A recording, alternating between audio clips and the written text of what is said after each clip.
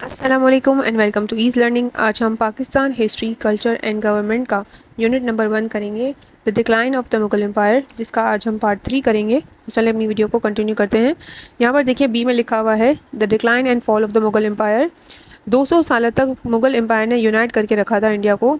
मुस्लिम values यहाँ पर circulate करी थी ज़मीन के ऊपर, जहाँ पर मेजॉरिटी यानी ज़्यादातर आबादी यहाँ पर हिंदूज़ की थी, ठीक है। और ये लोग वेल्दी और इम्पोर्टेंट पीपल जो थे वो किसको फॉलो कर रहे थे, मुगल स्टैंडर्ड्स को फॉलो कर रहे थे। वहाँ पर जो रहते थे, जो अमीर लोग थे और जो इम्पोर्टेंट लोग थे यानी बड़े बड़े लोग थे पॉलिटिकली, और जो वेल्दी लोग थे, अमीर लोग जो है वो मुगल के स्टैंडर्ड्स को फॉलो कर रहे थे, ठीक है।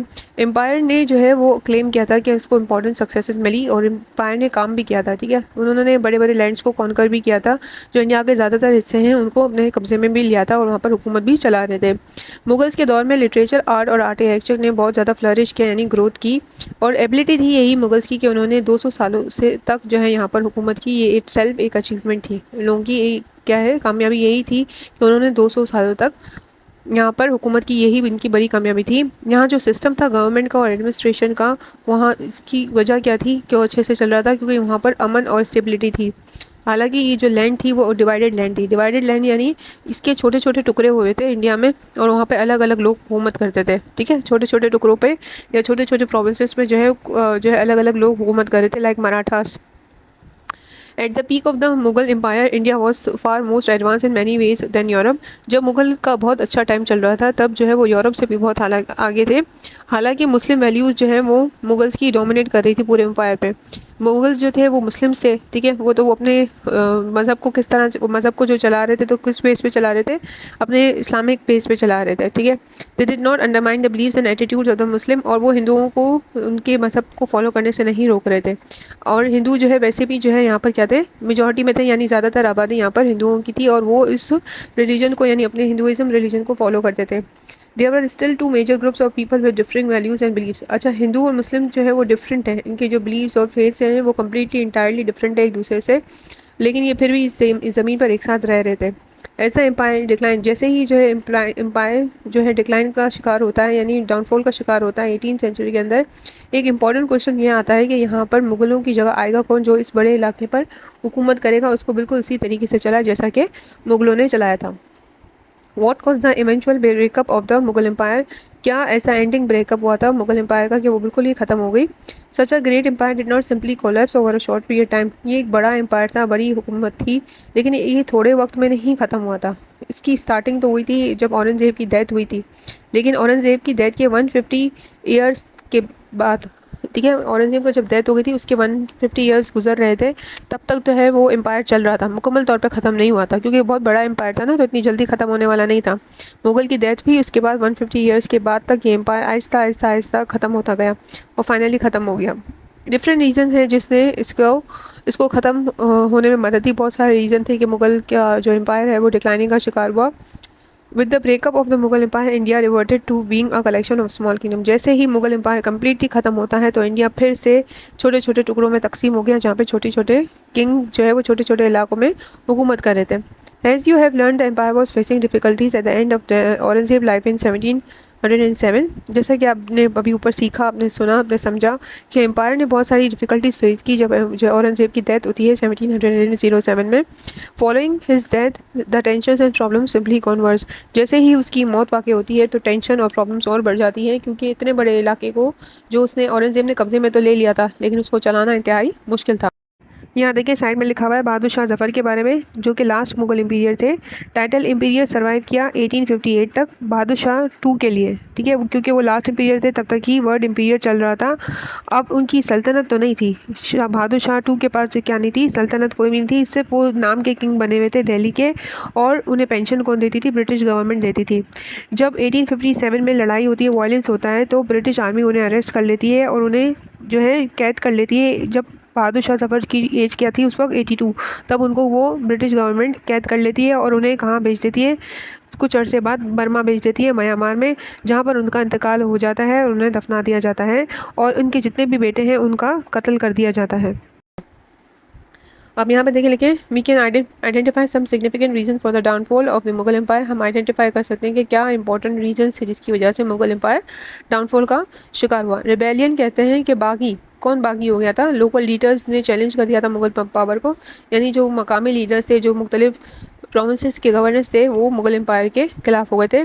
Previously loyal princess rebelled against Mughal authority, जो पहले मुगल्स के साथ लॉयल थे, वफादार थे, अब वो उनके खिलाफ हो गए थे। Mughal provincial governors declare independence, और जो मुगल ने अपॉइंट किए थे गवर्नर्स, प्रोविंशियल गवर्नर्स को अपॉइंट किया था, उन्होंने भी इंडिपेंडेंस की डिमांड कर दी थी, आज़ादी की मांग कर दी थी। और मराठा का फैक्टर भी शामिल था, यानी मराठा लोग जो है वो मुगल्स को पसंद नहीं करते थे। इन्वेजन में आप पढ़ो, invasion from Persia and Afghanistan. Afghanistan और पर्शिया से लोग यहाँ पर आना चाहते थे, कब्जा करना चाहते थे, और वो यहाँ पर आने के लिए फ़ाइट भी कर रहे थे। स्टार्ट ऑफ यूरोपियन कॉन्क्वेस्ट, और यहाँ पर यूरोपियन लोग भी जो है इस इलाके को फतह करने की भरपूर कोशिश कर रहे थे। प्रॉब्लम्स इन दिल्ली में देखें, बात हो रही है फेलियर ऑफ लीडरशिप, यानी वहाँ पर लीडरशिप कम्प्लीटली फेल हो गई थी, काम सही से नहीं कर रहे थे लोग। Self intelligence and pleasure seeking among the Mughal nobility, और ये लोग अपनी चीज़ों में यानी अपनी ख्वाहिशात को पूरा करने में लगे हुए थे, प्रॉब्लम सॉल्व नहीं कर रहे थे, जो आवाम की है उसको सॉल्व नहीं कर रहे थे। उन्हें अपनी जो है लग्जरी के आइटम्स की पड़ी हुई थी, अपनी सहूलतों की पड़ी हुई थी। Difficulty collecting revenue and shortage of funds, अब मुश्किल हो रही थी रेवेन्यू कलेक्ट करना आवाम से, और जो है फंड्स की भी कमी होती जा रही थी। मिलिट्री स्ट्रेंथ इस वजह से क्या हो रही थी, कमज़ोर हो रही थी। जब पैसा ही नहीं होगा हुकूमत के पास, तो वो किस तरह मिलिट्री को चलाएगा, या मिलिट्री के खर्चे किस तरह पूरे करेगा, और अपना कंट्रोल जो है वो किस तरह उस इलाके में बरकरार करेगा, जिसको रखेगा जिसको उसने कॉन्कर किया हुआ है। जाहिर सी बात है, जब आप किसी एरिया को कॉन्कर करते हो तो वहाँ पे आपको मिलिट्री भी रखनी पड़ती है, ताकि उस एरिया की जो है हिफाजत हो सके। अच्छा, यहाँ पे देखिए लिखा हुआ है who rebelled against Mughal empire, किसने रिबेल किया था मुगल एम्पायर के against? Local leaders challenge Mughal power पर। अब यहाँ पे डिटेल आ रही है सारी, ठीक है। जैसे जैसे एम्पायर ग्रोथ होता गया तो इतना मुश्किल हो गया था कि हर टाउन पे और हर विलेज पर नज़र रखी जा सके। जितना ज़्यादा इलाका होगा उतना मुश्किल होगा वहाँ पर हुकूमत करना और वहाँ के लोगों से डील करना भी। People with local routes and knowledge and respect for their neighbours sometimes became powerful, क्योंकि जो इलाका है, फॉर एग्जांपल ये एक इलाका एक प्रोविंस है, तो वहाँ से अपॉइंट जो है ना वो वहीं का बंदा होता था, ठीक है ना, क्योंकि वही बंदा जो है वही गवर्नर बनता था जो उस इलाकों की को अच्छे से अंडरस्टैंड करता था। तो उसकी ग्रिप जो थी वो उस इलाके पे क्या थी, बहुत मजबूत थी। वो जानता था कि कब किस तरह से जो है इसकी पावर स्ट्रॉन्ग हो सकती है, क्योंकि वो ऑब्जर्वेंट भी होता है, देख रहा होता है, अपनी हुकूमत चला रहा होता है, एक्सपीरियंस होता है, तो उसको आइडिया होता है कि किस तरह से मैं अपनी हुकूमत यहाँ पर कायम कर लूँ। जो भी हुकूमत में आता है उसको क्या होता है कि मेरी हुकूमत यहाँ पर हो, ठीक है। तो वो उसने लोग जो है वो जिनकी जिस गवर्नर प्रोविंस में हुकूमत थी वो वहाँ पे कंप्लीट कंट्रोल लेने की कोशिश कर रहे थे, ठीक है। और फिर जो है साथ साथ उनके आसपास के जो इलाके थे उनके जो गवर्नर्स थे उनको भी अपने साथ उन लोगों ने मिला लिया था, और वो क्या हो गए थे, अब पावरफुल होते जा रहे थे। कौन? Local leaders. Some of them were zamindar, उनमें से ज़्यादातर कौन थे? ज़मींदार थे, जिन्होंने पैसा जमा करना शुरू कर दिया था और उन्होंने अपनी प्राइवेट आर्मीज़ भी बना ली थी। जब औरंगज़ेब का इंतकाल होता है तो वो बहुत ज़्यादातर लीडर्स जो लोकल लीडर्स हैं वो नए इंपीरियर को पेमेंट करने से मना करते हैं, उसे एक्सेप्ट नहीं करते हैं, और कहते हैं कि हम गवर्नमेंट जो दिल्ली में मौजूद है उसको कुछ भी पेमेंट नहीं करेंगे, उसको कुछ भी टैक्स वगैरह नहीं देंगे। लोकल लीडर्स यानी जो वहाँ के ज़मींदार थे उनको लोकल लीडर्स कहा गया है।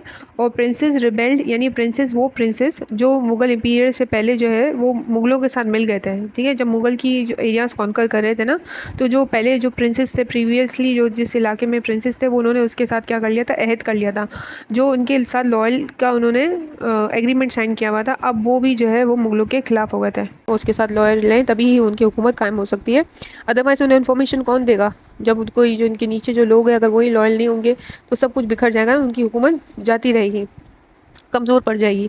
In return for this loyalty they keep both their status and administration control of their lands, जिसके नतीजे में क्या होता था, इनकी लॉयल्टी और जो इनका स्टेटस है एडमिनिस्ट्रेशन कंट्रोल जो है वो लैंड पे से जाता रहा।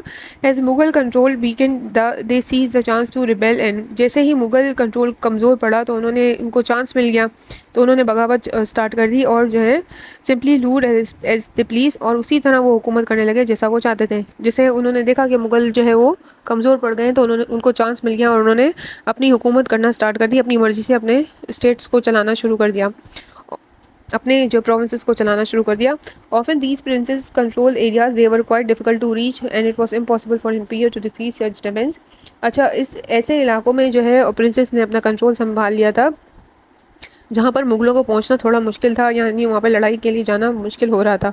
तो उन इलाकों में जो है वो क्या हो रहा था, लोग जो है वो खुद ही हुकूमत कर रहे थे, अपनी हुकूमत खुद ही चला रहे थे अपनी मर्ज़ी से, क्योंकि उन्हें पता चल चुका था कि यहाँ पे मुग़ल को पहुँचने में दिक्कत होगी या तकलीफ़ होगी।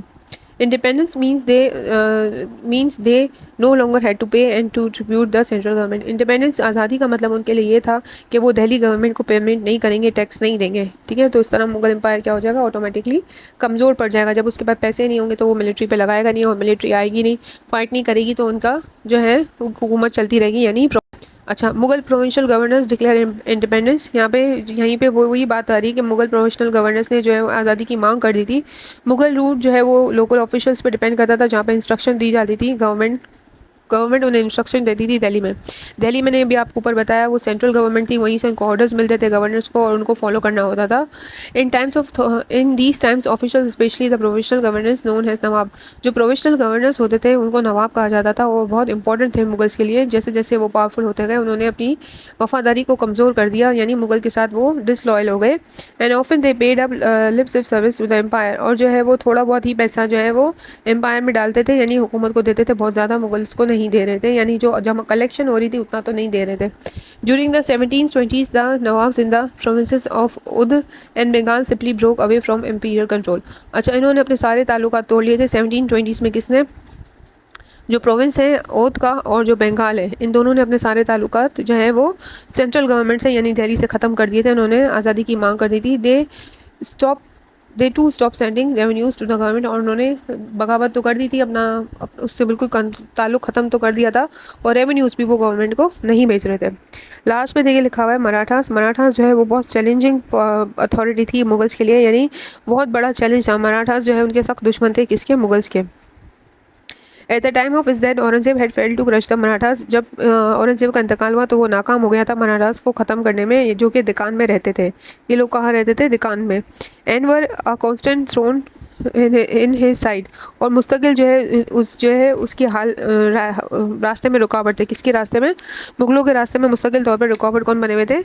मराठास बने हुए थे, ठीक है। और मराठास का जो है वो क्या था? मराठास की खास बात क्या थी? क्यों वो जो है उनको ख़त्म नहीं कर पा रहे थे मुगल्स? क्योंकि वो हाईली स्किल्स थे एज गोरेला फाइटर्स। ये जो फाइटर्स थे, जो इनके आर्मी थी, वो बहुत स्ट्रॉन्ग थी, और ये लोग जो है हिंदूज के साथ मिले हुए थे, ठीक है। During the 17th century under their daring and ruthless leader. अच्छा, 17th सेंचुरी में उनका जो एक खतरनाक लीडर, एक बहुत सख्त लीडर जिसका नाम शिवाजी था, मराठा इन्फ्लुएंस, तब जो है वो मराठा का जो इन्फ्लुएंस ज़्यादा बढ़ जाता है। जब एक लीडर आता है शिवाजी फ्रॉम मराठास, तो जो है मराठास का असर जो है वो ज़्यादा अच्छा हो जाता है, बढ़ जाता है, यानी वो ज़्यादा स्ट्रॉन्ग हो जाते हैं। In the 18th century they were ideally place to fill the vacuum left by the Mughal empire. जितना कुछ मुगल की जो हुकूमत बची कुची थी उसको भी 18th सेंचुरी में उन्होंने मुकम्मल तौर पर अपनी तरफ कर लिया, यानी उसको मुगल अथॉरिटी को कम्प्लीटली ख़त्म कर दिया। Maratha power expanded across central India. अब मराठा पावर जो है वो फैल गई थी कहाँ? सेंट्रल इंडिया में। इन 1737 they defeated a Mughal army outside Delhi. 1737 में उन्होंने मुगल आर्मी को हराया दिल्ली के बाहर। और in the following year over run the strategically important towns of Malwa, ठीक है। और इसके उसी साल ही, जिस साल उन्होंने मुगल की आर्मी को हराया था दिल्ली के बाहर, उसी साल ही उन्होंने जो है वो मलावा, एक इंपॉर्टेंट टाउन था, उस पर भी कब्जा हासिल कर लिया था। This establish a gap through which they could steam eastward as far as Bengal. और यहीं से वो आगे बढ़ते गए और अपना कंट्रोल हासिल करते गए बंगाल तक। By the middle of the century they were the most powerful people in India. जो इस सेंचुरी के मिड तक जो है मराठा जो है वो पावरफुल थे इंडिया के अंदर। इन 1760 दे इवन ऑक्यूपाइड दिल्ली। और 1760 में उन्होंने दिल्ली पर भी कब्जा हासिल कर लिया, क्योंकि दिल्ली जो सेंट्रल गवर्नमेंट थी ना मुगल का, तो कम्प्लीटली मुगल तब ख़त्म।